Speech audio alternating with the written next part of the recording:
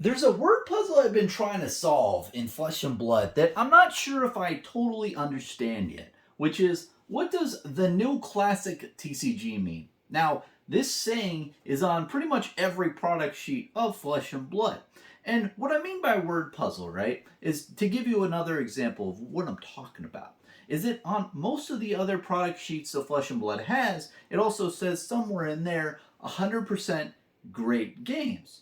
And when I first saw that saying, I just chuckled a little bit because it's like, well, shouldn't shouldn't all of your games be like good? Like, why do you need to state 100% great games?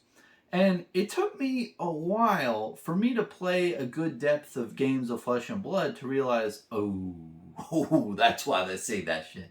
Because when you play Flesh and Blood, there's a lot of times where you just get a bunch of different variances of card draws in different games where you just have a much different set of cards that you get in certain orders in every game. Every game is unique and every game is fun because of that. And you have 100% great games because every game is unique with the variants, but you don't have games where one person just like, totally steamrolls another person because you didn't, draw what you needed to draw and you just had dead hands and the other person had everything good, so they just, the total was 40 life to 0. Most of the games in Flesh and Blood that I've played personally, it goes down to the wire. Both players are at like, 5 life and 4 life or 1 life and 1 life.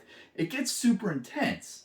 And when you have that intensity, it creates drama, friction, all this stuff, which makes it a great game. So when Legend Story Studios puts on their product material, we back 100% great, 100% great games is what we strive for. That is why they put it there. It's not just random like, oh, this is a good saying to put on a product sheet. No, like it's one of their core things that they are behind. And when I see the new classic TCG, I googled what classic means, and classic means like to the highest level and ability that's perceived over time. And I think that this saying right here is something that is going to have to age. That's what the assumption is, right? Because when you have like Coca-Cola Classic versus like New Coke, Coke Classic has been out for a very long period of time. That's why I got the classic thing because you can't have a classic thing that is brand new, right? And I think that when maybe they're saying the new classic is like Flesh and Blood is new, but it's so damn good that people are going to call it classic in a short period of time, but it's also going to be perceived like in later generations as the classic TCG. Like, are they going to keep calling it the new classic TCG in like the year like 2035? Like, it's going to be, out for a good period of time. So are they still, it makes your mind wonder. And I know I'm going down a rabbit hole, and at the end of the day, it's probably just a statement to, establish their commitment to providing you, the consumer, a really high quality product. I mean, that's what I'm imagining that it's being said. But something else to also go down another subtopic is Flesh and Blood has 9 sets out now with Outsiders coming out soon. Outsiders is in the pits. So we've gone from Aria to Volcor to the pits. That's 3 of the total 8 regions of Wraith. Well, what happens when we cover all regions of Wraith? What happens when we've gotten through all 8? Are they just going to cycle back to Aria and Volcor and the pits? Like, is it going to just cycle over? Or is something else going to happen? Is Flesh and Blood going to go in a different way with product development? Maybe there's just going to be a lot of just draftable sets that persist of like a storyline where it just involves a bunch of different regions.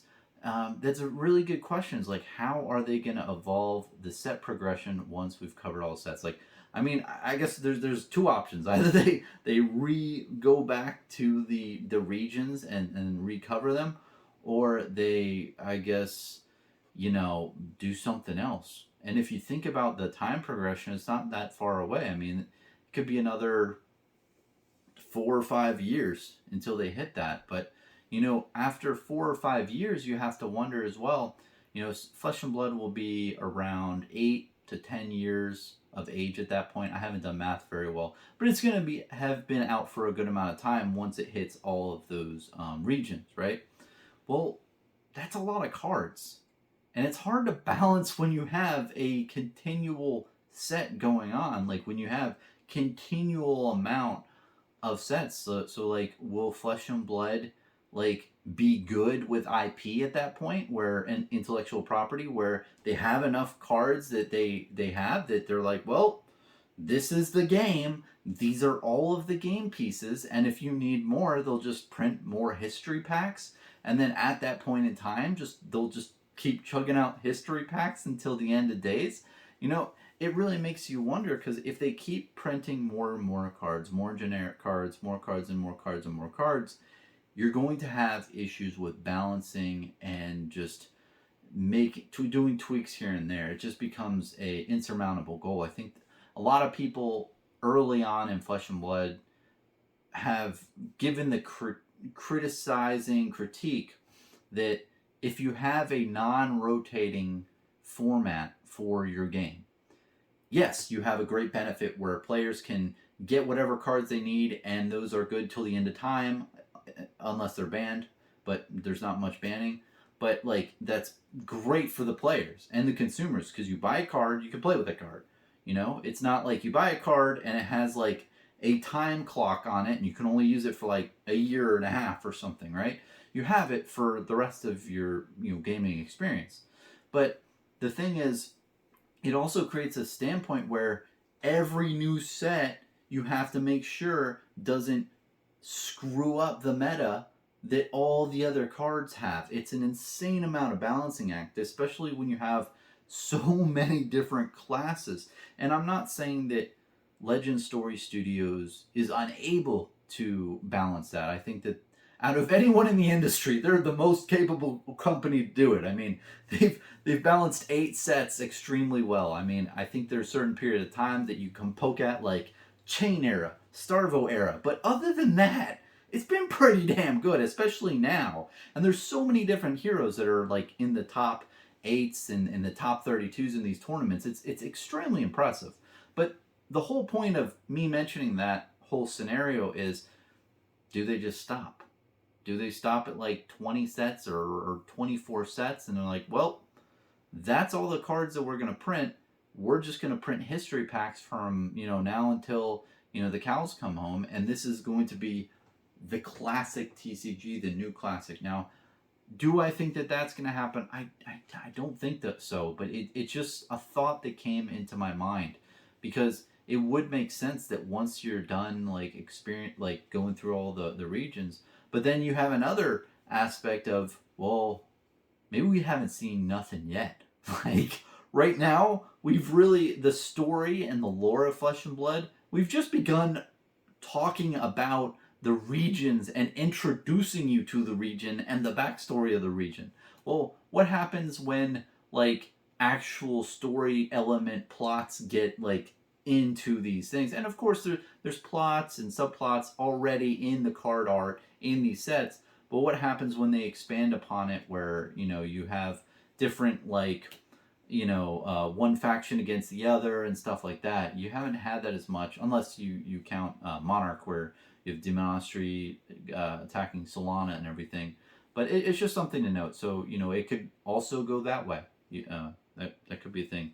One thing I want to mention too is that along the lines of going from one set to the next, I don't know if you guys noticed this, but on the back of a Flesh and Blood card, it has all of the 8 regions of Flesh and Blood. You got Solana up here, you got Aria, Volcor, you got the Pits, you got Demonastry, Savage Lands, Mysteria, and Metrix. Got them all. But what's interesting, and I saved this to the end so you guys get some really cool thing. Let me zoom up on this bitch. Alright, so basically the sets that have come out so far are Aria, Volcor, and then the Pits. So it makes you wonder, are they going in order of the card art right here on the card back? it's just an idea. I'm not sure. I'm not 100% sure based on just three. But if the next, if not the next set, but the set after that, if that is going to be Demonastery, then it may be following that order, or maybe it's gonna like skip Demonastery and go into the Savage Lands. That's my prediction. I think overall it's probably gonna skip Demonastery. I think it's gonna go to Savage Lands, Mysteria, and Metrics. But that would be cool, right? Like, what if it does follow that pattern? It would be kind of interesting if it all unfolds like that. But it'll be cool to see how the whole regions and set progression goes. But ultimately, I think it really intertwines with this question of what is the new classic TCG? Really interesting to know what that means. Next time I see James White in person, I'll probably ask the man what's he doing with this thing. But I just want to remind everyone at the end. I really appreciate you watching this video. I know I'm going down a deep rabbit hole today. It's one of my conspiracy theory type video type things, but there's a lot of hidden depth to many different aspects of Flesh and Blood. It's one of the biggest reasons why I love this game. I don't think that they do things unintentionally very frequently. If you catch my drift, I think most of what they do is completely intentional. And there's a lot of times where they like put little Easter eggs in front of your face, and they just like want to see people find it. So I think that when you see certain phrases like this, the new classic TCG, I think that definitely has meaning behind it, and there is being a statement being made. Same with 100% great games. Essentially, what that means is like Flesh and Blood has great gameplay, and all the games are meant to be a fun game. You're not going to run into situations with like other TCGs where only like 60 or 80% of your games are great games. The other 10 to 20%, maybe one person snowballs the other person, and they've won by the 3-minute mark, and it's not fun for the other player because they have to wait until they die. This is a game where it's fun throughout the whole game. It's 100% great game. So yeah, that's my take. I'm not sure what is the real answer of the word puzzle that is the new classic TCG, but I'd love to hear what your thoughts are in the comment section below. Again, thank you very much. I appreciate you watching. Cheers, man.